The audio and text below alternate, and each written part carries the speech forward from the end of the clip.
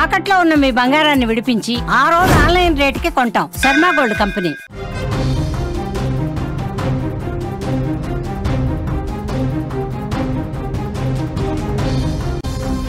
Breaking news నాం కూకట్పల్లి బాలిక హత్య కేసులో మొత్తం నిజాలన్నీ కూడా బయటకు వస్తున్నాయి. బ్యాట్ చోరీ కోసం వెళ్లి హత్య చేసినట్టుగా చెప్తా ఉన్నారు. సహస్ర తమ్ముడి వద్ద ఎంఆర్ఎఫ్ బ్యాట్ ఉంది. ఆ బ్యాట్ మీద అతడు కన్ను వేశాడు. ఇంట్లో ఎవరూ లేని సమయంలో కాజేయాలని ఆలోచన చేశాడు. 18న చోరీకి వెళ్ళాడు. బాలుడిని గుర్తించి సహస్ర పట్టుకుంది. ఎవరికైనా చెబుతాననే భయంతో హత్య చేసినట్టుగా తెలుస్తోంది. తర్వాత హుండీ పిడతలో ఉన్న 80,000 రూపాయలతో ఉడాయించాడు. ఏం చేయాలన్నది ముందే పేపర్ మీద ఒక ప్లాన్ ప్రకారం రాసుకున్నాడు. గ్యాస్ లీక్ చేసి ప్రమాదంగా చిత్రీకరించాలని బాలుడు పేపర్ మీద రాసుకున్నటువంటి దృశ్యం కూడా మీరు స్క్రీన్ మీద చూస్తున్నారు.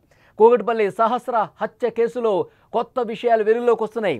బాలుడు డబ్బు కోసం రాలేదని చెప్తున్నారు. క్రికెట్ బ్యాట్ కోసమే వచ్చి హత్య చేసినట్టుగా చెప్తున్నారు. బాలిక సహస్ర సోదరుడు చదువుతున్న స్కూల్లోనే ఆ నిందితుడు చదువుతున్నాడు. అతడి దగ్గర ఉన్న విలువైన ఎంఆర్ఎఫ్ బ్యాట్పై కన్నేశాడు. ఇంట్లో ఎవరూ లేని సమయం చూసి దాన్ని చోరీ చేయాలని భావించాడు. ఈ క్రమంలోనే ఆగస్టు 18వ తేదీన తన బిల్డింగ్ పక్క ఇంట్లో ఉంటున్న సహస్ర ఇంటికి వెళ్ళాడు. అయితే సహస్రకు స్కూలు సెలవు కావడంతో ఇంట్లోనే ఉంది. అతన్ని చూసింది సహస్ర. వెంటనే కేకలు వేసింది. తర్వాత కేకలు వేయటంతో అతడు ఈ విషయం మొత్తం సహస్ర చెప్పేస్తుందని చెప్పి భావించి సహస్రని గొంతు పిసికి అక్కడే బెడ్ మీద పడేసి తను వెంట తెచ్చుకున్నటువంటి కత్తితో విచక్షణ రహితంగా పొడిచి చంపేశాడు. తర్వాత హుండీలో ఉన్నటువంటి 80,000 రూపాయలను కూడా తీసుకుని అక్కడి నుంచి వెళ్ళిపోయాడు. చోరీకి ముందే ప్లాన్ రాసుకున్నాడు. కాగితంపై డబ్బు దొంగలించి తర్వాత గ్యాస్ లీక్ చేసి ప్రమాదంగా చిత్రీకరించాలని రాసుకున్నాడు. కారణం ఏదైనా సరే సహస్ర స్కూల్కి వెళ్లకుండా ఉండటంతో ఆమె ప్రాణం పోయింది. అన్యాయంగా హత్యకు గురైనటువంటి పరిస్థితి ఉంది. ఆ నిందితుడు ఇప్పుడు ఎవరైతే బాలుని పోలీసులు అరెస్ట్ చేశారో అదుపులోకి తీసుకుని మొత్తం కూడా విచారిస్తుంటే కళ్ళు బైర్లు గమ్మే వాస్తవాలు బయటకు వస్తున్నాయి. ఒక ప్లాన్ ప్రకారం ఏ విధంగా లోపలికి వెళ్ళాడు. పక్కింట్లో ఉంటాడు.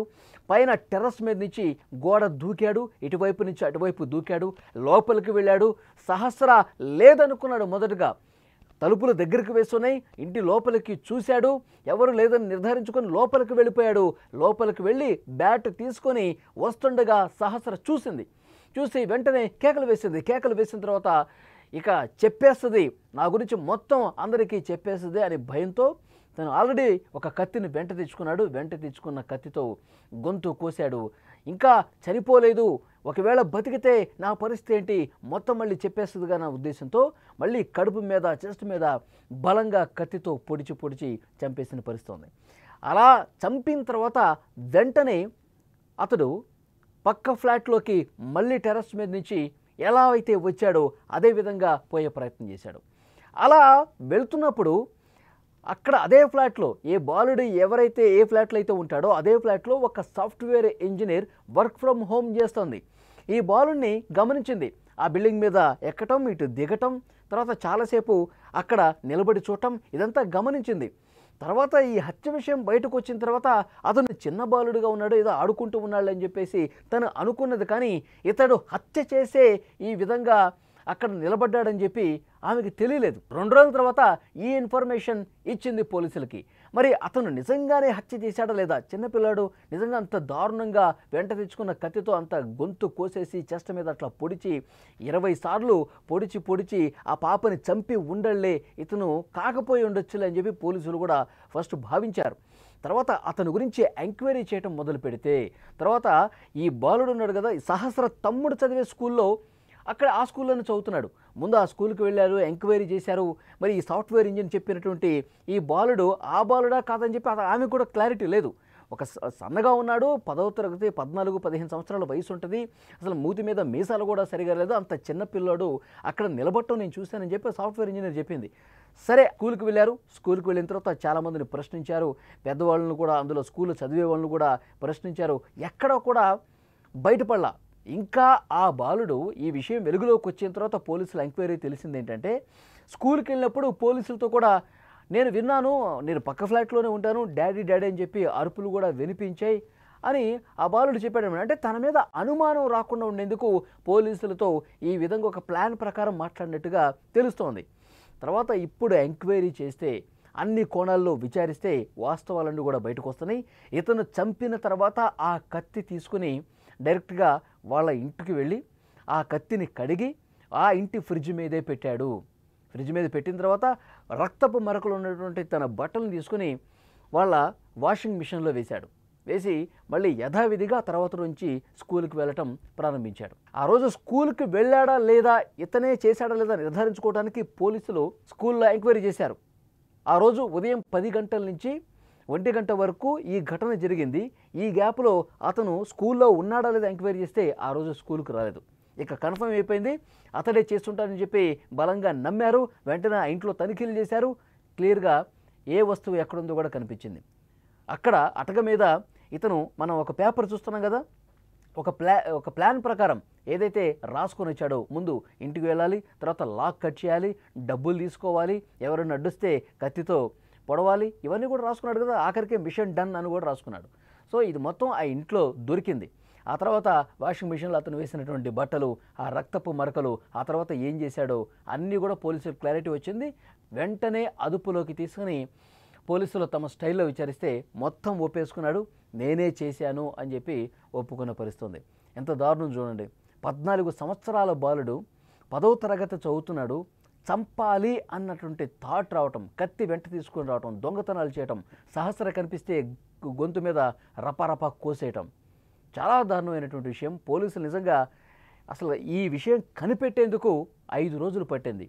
నిజంగా ఎవరైనా బయట నుంచి వచ్చి చేస్తే వెంటనే పోలీసులు కనిపెట్టేస్తారు. ఎందుకంటే సీసీ ఫుటేజ్ ఉంటుంది, ఎవరు లోపలికి వెళ్తున్నారు, ఎవరు బయటకు వస్తున్నారు. ఈ బాలుడు పక్క ఇంట్లో ఉంటున్నాడు, పైన టెర్రస్ నుంచి సహస్ర ఫ్యామిలీ కూడా పెంట్ హౌస్ పైన ఉంటారు. కాబట్టి అతను దూకి రావటం, దూకి వచ్చిన తర్వాత ఆ ఇంట్లోకి వెళ్ళటం, ఇదంతా అతనికి చాలా ఈజీ అయిపోయింది. బిల్డింగ్స్ అన్నీ కూడా పక్క పక్కన ఆనుకుని ఉంటాయి కాబట్టి పక్క ఫ్లాట్లోకి దూకడం చాలా ఈజీ అయిపోయింది. ఆ ఫ్యామిలీ గురించి మొత్తం ఇన్ఫర్మేషన్ ఈ బాలుడికి తెలుసు. ఎందుకంటే వాళ్ళ తండ్రి మెకానిక్, వెళ్ళిపోతాడు ఉదయం 9:30-10 గంటలకల్లా. ఈమె కూడా డ్యూటీ చేస్తుంది. సహస్ర తల్లి ఒక ఆసుపత్రిలో ల్యాబ్ టెక్నీషియన్గా పనిచేస్తుంది, 10 గంటలకు వెళ్ళిపోతుంది. ఆ బాలుడు ఎవరైతే ఉన్నాడో సహస్ర తమ్ముడు వీళ్ళ స్కూలే. సో స్కూల్కి వెళ్ళడం కూడా చూశాడు. సహస్ర కూడా స్కూల్కి వెళ్తుంది కదా, రోజు స్కూల్కి వెళ్ళిపోయి ఉంటుంది అనుకున్నాడు. ఇంట్లో ఎవరు ఉండరు, పెంట్ హౌస్ ఓపెన్గా ఉంటుంది. సో లాక్ చేస్తున్న ఆ లాక్ని వెంట తెచ్చుకున్న కత్తితో కట్ చేసేయవచ్చు, లోపలికి వెళ్ళిపోవచ్చు. ఆ బ్యాటు కావచ్చు, లేకపోతే డబ్బులు కావచ్చు, ఏదో తీసుకొని వెళ్ళిపోదామని అనుకున్నాడు ఫస్ట్. తర్వాత అక్కడ వెళ్ళినప్పుడు బాలుడు తలుపులు వేస్తున్నాయి, లోపల సహస్ర ఉందనే విషయం ఇతను ముందు అనుకోలే. వెళ్ళిన తర్వాత తలుపులు మూసుండగా ఆ తలుపులు తెరిచి చూశాడు. సహస్ర లోపలికి ఉంది. ఇక్కడ ఓపెన్ చేయగానే సహస్ర కనిపించలేదు. తలుపులు దగ్గరికి వేస్తున్నాయిలే, ఎవరు లేరనుకుని లోపలికి వెళ్ళిపోయాడు. ఆ తర్వాత చూశాడు సహస్రని. ఇతను వెళ్ళిపోతున్నప్పుడు గట్టిగా సహస్ర కేకలు వేసింది, అతన్ని పట్టుకునే ప్రయత్నం చేసింది. ఒక చిన్న పెనుగులాట జరిగింది అక్కడ. వెంటనే కత్తితో పొడిచి చంపాడనమాట. ఇది జరిగింది. అంటే ఈ క్రైమ్ చేసినటువంటి, ఆ సహస్రని హత్య చేసినటువంటి బాలుడు క్రైమ్ స్టోరీస్ ఎక్కువ చూస్తూ ఉంటాడంట, ఓటీటీ సినిమాలు ఎక్కువ చూస్తాడంట. ఇవన్నీ అతని ఇన్వెస్టిగేషన్లో బయటకు వచ్చినటువంటి పరిస్థితి ఉంది. చాలా ఒక భయంకరమైనటువంటి వాస్తవం ఇది. తల్లిదండ్రులు తమ పిల్లలు ఏం చేస్తున్నారో కూడా కనిపెట్టలేనటువంటి పరిస్థితి ఉంది. ఆర్థికంగా కొన్ని ఇబ్బందులు కూడా ఉన్నాయంట. వాళ్ళ తండ్రి ఎవరైతే చంపాడో వాళ్ళ తండ్రి ఒక కిరాణా దుకాణం పెట్టి నష్టాలు వచ్చేసిందని చెప్పి దాన్ని క్లోజ్ చేశారంట. తల్లి ఏమో ఒక ల్యాబ్ టెక్నీషియన్గా ఎక్కడో పనిచేస్తూ ఉంది. అంటే ఆర్థికంగా కొన్ని ఇబ్బందులు ఉన్నాయి, డబ్బులు అవసరం ఉంది, అందుకే నేను చేశాను అని కూడా చెప్తున్నాడు. ఎందుకంటే 80,000 రూపాయలు ఇక్కడి నుంచి దొంగిలించి కూడా పోయాడు కదా. సో ఇవన్నీ కూడా ఇన్వెస్టిగేషన్లో బయటకు వస్తూ ఉన్నాయి. పోలీసులు అధికారికంగా ఒక ప్రకటన చేయాల్సినటువంటి అవసరం ఉంది. ఇవన్నీ కూడా ఇన్వెస్టిగేషన్లో బయటకు వచ్చినాయి అని చెప్తా ఉన్నారు. సో చంపింది మాత్రం అతడిది క్లారిటీ వచ్చేసింది. ఇంటి లోపలికి వెళ్ళిన తర్వాత ఏమేం చేశాడు, బయటకు ఎట్లా వచ్చాడు, అసలు ఇది బయట పడకుండా ఏ విధంగా తప్పించుకునే 5 రోజుల పాటు ఉన్నాడు. వీళ్ళ పేరెంట్స్కి కూడా ముందే ఈ విషయం అన్నీ తెలుసా, ఆ పాపను చంపింది వీడే అని చెప్పి వీళ్ళ తల్లిదండ్రులకి తెలుసా, ఇవన్నీ కూడా ఇన్వెస్టిగేషన్లో ఇంకా బయటికి రావాల్సిన అవసరం ఉంది. పోలీసులు ఒక ప్రెస్ మీట్ పెట్టి ఆ బాలుడు ఇంటి లోపలికి వెళ్ళిన దగ్గర నుంచి ఈ 5 రోజుల పాటు ఏం జరిగింది అన్నీ కూడా చాలా క్లారిటీగా ప్రెస్ మీట్ పెట్టి చెప్పాల్సినటువంటి అవసరం ఉంది.